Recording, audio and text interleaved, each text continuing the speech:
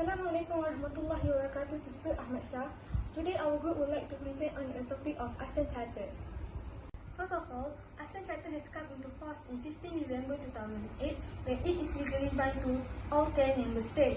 The objective of Asean Charter is to serve as foundation in achieving ASEAN community, meaning that the fathers of ASEAN, which is Malaysia, Indonesia, Singapore, Thailand and Philippines, want to improve the life of Southeast Asian people through various platforms such as economic, social, security and politics.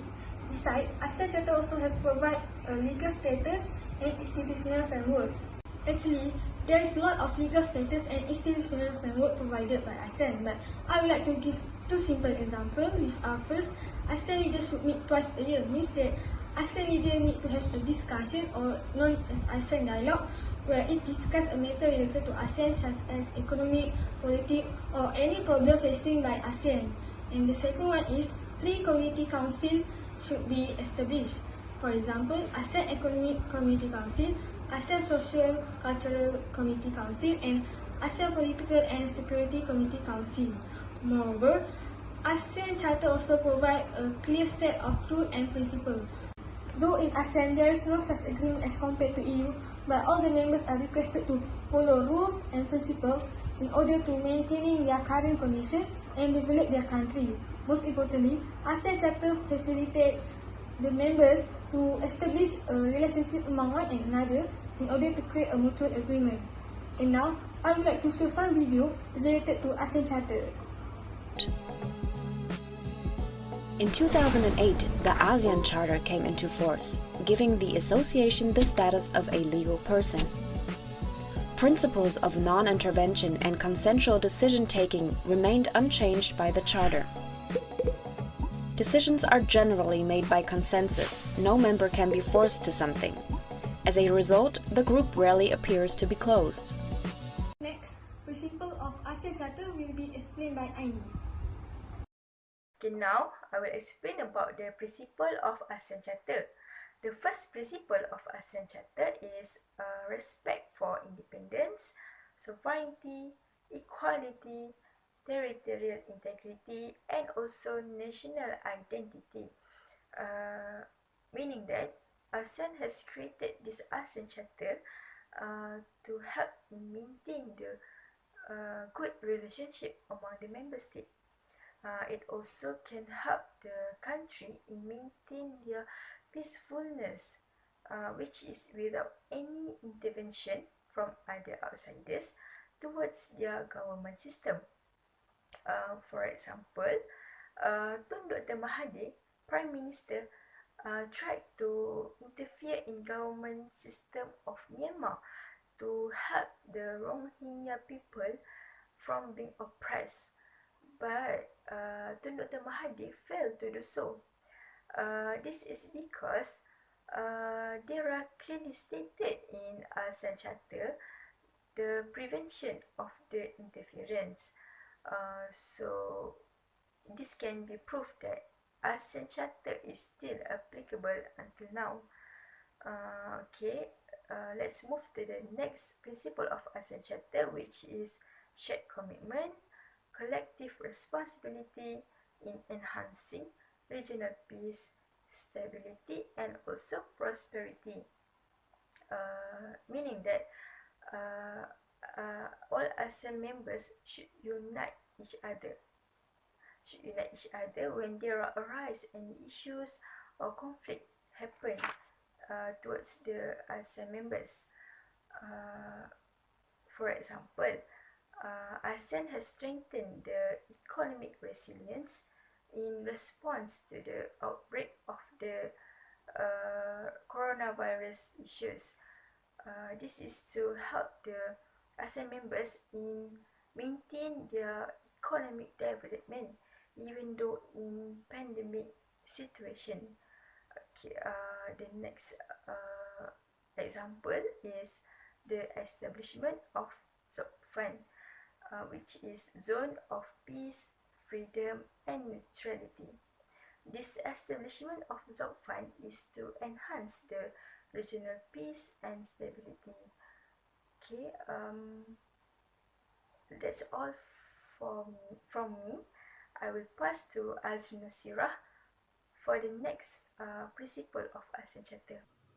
Alright, for the next principle of ASEAN Charter is respect for different cultures, language, and religions of the people of ASEAN while emphasizing the common value in the spirit of unity in diversity. So according to the 13th ASEAN Summit which held in Singapore back to 2007, they agreed on the establishment of the ASCC blueprint to ensure concrete action undertaken to promote the ASEAN social cultural community. So one of the ASCC elements itself said that the members of ASEAN show respect for different cultures, language, religions, practices by the other members ASEAN. Okay, last but not least, another principle of ASEAN Charter itself, to make ASEAN as the centrality, of the external political, social, economic, and cultural relations while actively engaged, outlooking, and the most important thing, non-discriminatory. So the ASEAN leaders adopted the declaration of ASEAN Concord II, which is happened in Bali, Indonesia, to establish the ASEAN community by 2020. So this ASEAN community have three pillars, focusing on the political and security community, economic community, and also social cultural community. This is to ensure we are living in peace and harmonious and having a good relationship with other members of ASEAN and also outside the region of ASEAN. Alright, as I said before, ASEAN having a different culture. So for example, in this slide, we are having clothes and food. So for clothes, we are known that Malaysia, the Malay traditional clothes is baju Melayu and also baju kurung. For Vietnam, we having kut thai and for Thailand, we are having kut thai and Vietnam, we are having áo đai. So move to foods. I'm very sure that people like food. So in Malaysia we are known that nasi lemak.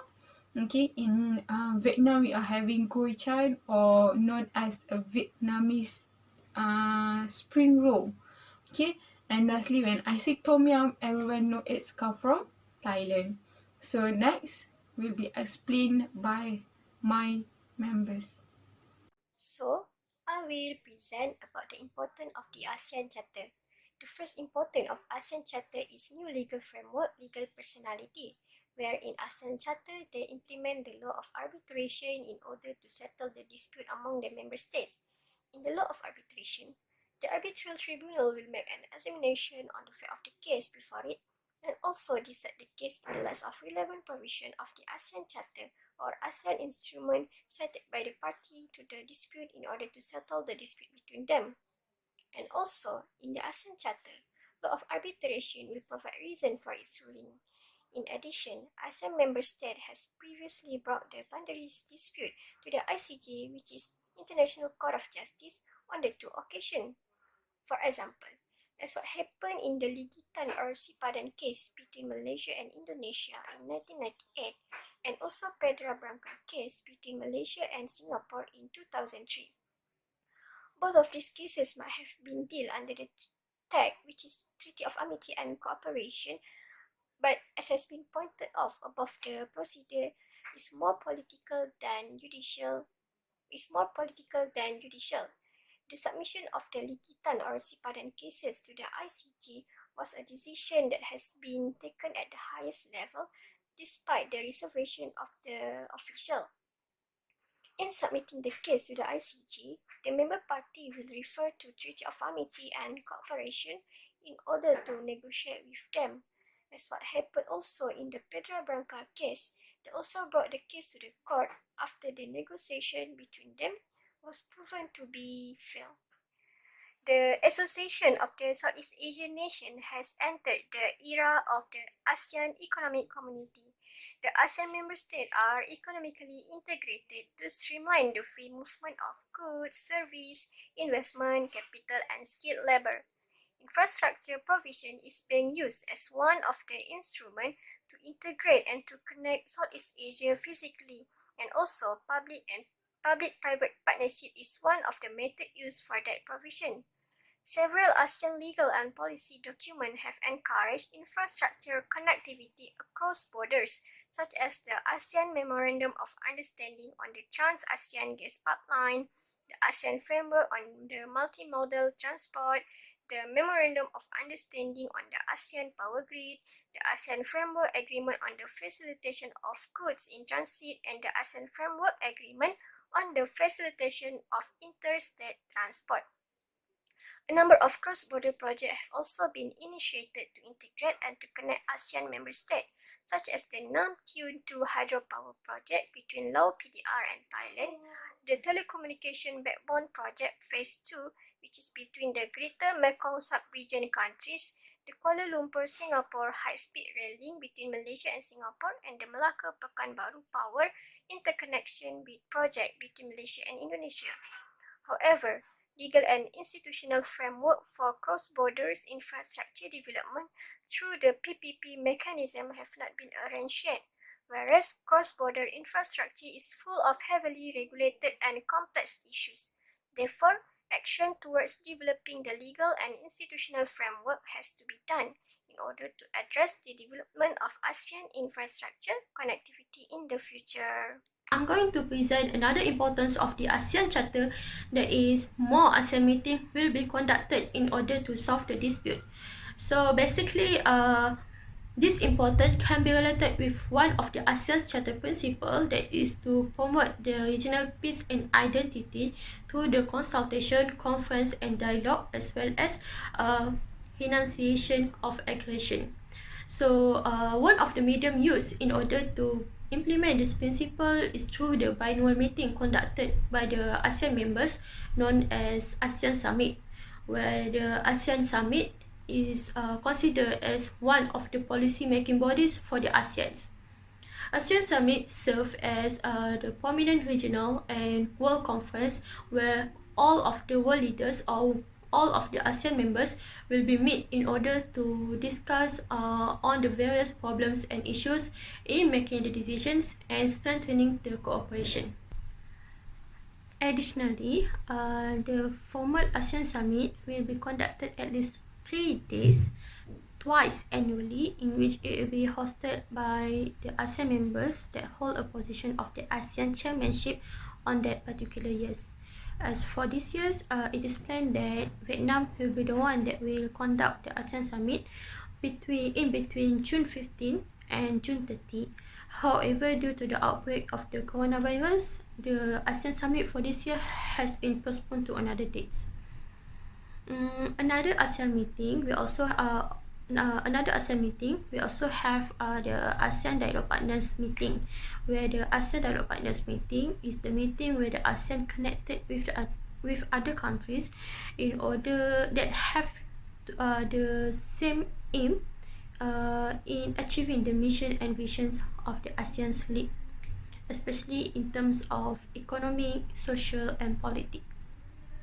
For example, we have the ASEAN Dialogue Partners with the ASEAN Plus 3, including South Korea, Japan and China. However, despite of many conferences and meetings conducted by the ASEAN members, there is no rigid action taken by any of the ASEAN members in order to solve their regional problems, including the issues of pollution, the issues of sea pirates, the issues of human trafficking, and etc. This is because the non-interference principle upheld by the ASEAN members make all of the solutions suggested during the meetings is not compulsory being applied by the states, where it gives the authority to the state whether they want to take the solution suggested during the meetings or not. For example, during on the 10th ASEAN Summit on 2009, the Thailand's Prime Minister publicly threatened the ASEAN members that they will walk out from the meeting if any of the members raise the issues on the Thailand's government's liability and responsibility in handling the issues of insurgency in the South Thailand.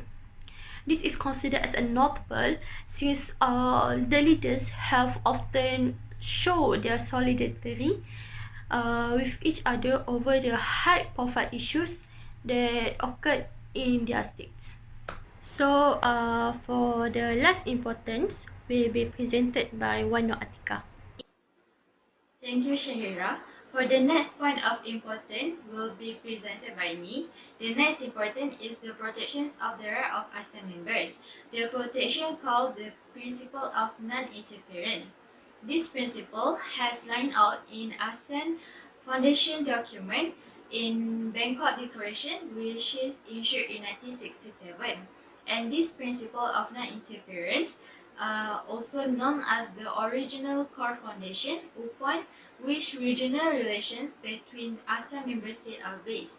And this principle also has been created to secure the internal security in every country rather than creating a military alliance.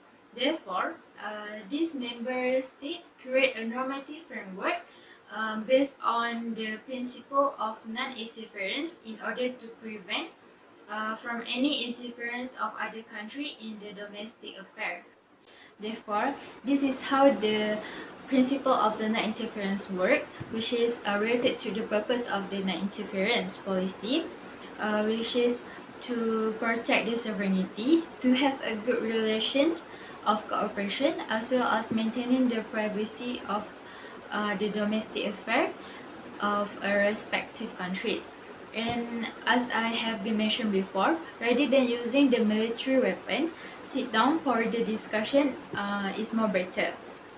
At least in the future, it could prevent and avoid from any conflict in the future between the member states. For the issue of this point regarding the non-interference policy on the violations of human rights in Rohingya, and actually that this issue has been drawn a lot of attention from all over the world, and some of people might know how cruel treat by the government of Myanmar toward Rohingya people, and actually that this issue has been bring up by the ASEAN member state and also United Nations, where they are trying to help and solve the problem, this problem of human rights in Rohingya. And because of the non-interference principle of the non-interference, they are not able to try to interfere this conflict happen in Myanmar. And some of the country are trying to discuss with Myanmar, but they are insist to accept the help and insist to everyone to trying to help Rohingya people and interference the problem in their country also. And this is become the main problem and become the issue for the member state of ASEAN. And that's all from me. Next will be presented by Hanisa. Next, principle of ASEAN Charter will be explained by Aini.